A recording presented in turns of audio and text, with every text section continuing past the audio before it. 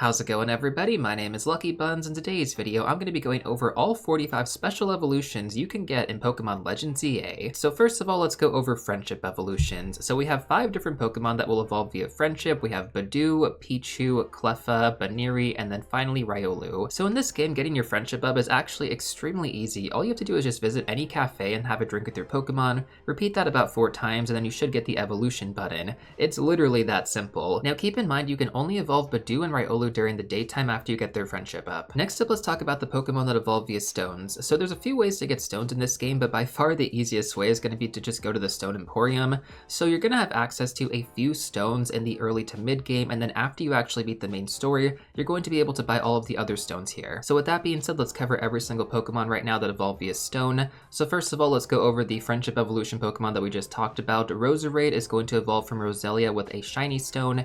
Pikachu is going to evolve into Raichu with a Thunderstone, and then finally Clefairy is going to evolve into Clefable with a Moonstone. Next up, we're going to have Staryu, which evolves into Starmie with a Water Stone. We're going to have Floette, which evolves into Florges with a Shiny Stone. We're going to have Doublade, which evolves into Aegislash with a Dusk Stone. Next up, we're going to have Weepinbell, which evolves into Victreebel with a Leaf Stone. We're going to have Pansage, which evolves into Simisage with a Leaf Stone. We'll have Pansear, which evolves into Simisear with a Fire Stone. And then, of course, we'll have Panpour, which evolves into Simipour with a Water Stone. The next evolution is going to be a male-specific one only, so you need to have a male Kirlia, and then you can use a Dawnstone to evolve it into Gallade. Then we're going to have Eelektrik, which evolves into Eelektross with a Thunderstone. We're going to have another gender-specific evolution that's going to be Snorunt into Froslass. This one has to be female only, and then you can use a Dawnstone to evolve it. Following that, we're going to have Lampent, which evolves into Chandelure with a Dust Stone, and then finally we're going to have Helioptile, which evolves into Heliolisk with a Sunstone. Once again, if you're in the early to mid game, you're going to have access to the Water, Thunder, Fire, and Leaf Stones from the Stone Emporium,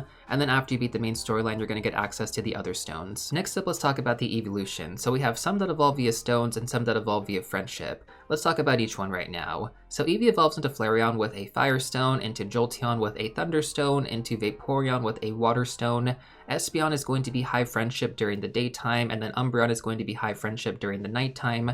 Leafeon is going to be with a Leaf Stone, Glaceon is going to be with an Ice Stone, and then Sylveon is going to be with high friendship with a Fairy type moveset. Now I do want to highlight this specifically because some people are probably going to be wondering why they keep getting Sylveon instead of Espeon and Umbreon. You have to make sure that Eevee does not have a Fairy type moveset, and then evolve it either daytime for Espeon or nighttime for Umbreon to get those specific evolutions. Otherwise, if it has Disarming Voice, for example, it is automatically going to go into Sylveon with high friendship. Next up, let's go over a few specific evolutions that do have level requirements, but also very specific requirements on top of that. So first of all, we're going to have Pancham, which evolves into Pangoro. This needs to evolve at level 32, and you have to have a Dark-type Pokemon in your party. Next up, we're going to have Inkay, which evolves into Malamar. This is going to evolve at level 30, and you have to be holding your Switch upside down. So if you have your Switch docked, take it out and then hold it upside down, then you can actually evolve your Inkay. Keep in mind that you don't really have to do this, though, if you don't want to, although I do always think it's kind of a fun evolution method,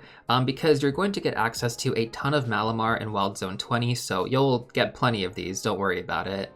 Next up, we are going to have Goodra, though. Sliggoo evolves into Goodra at level 50, and it has to be raining in-game for you to actually get the Evolve button. Tyrunt evolves into Tyrantrum at level 39, and it has to be daytime. And then Aurora evolves into Aurorus at level 39 as well, but it has to be nighttime. There is a fossil quest you unlock pretty early on in the game that you have to get done in order to actually get these fossil Pokemon, and the fossils can actually be bought at the Stone Emporium as well, so if you're not really sure where to get those, the quest will actually take you there anyways, which is kind of convenient. Next up, let's talk about our trade evolutions, and big shout out to Austin John Plays, who always puts these trade codes together for every single Pokemon game.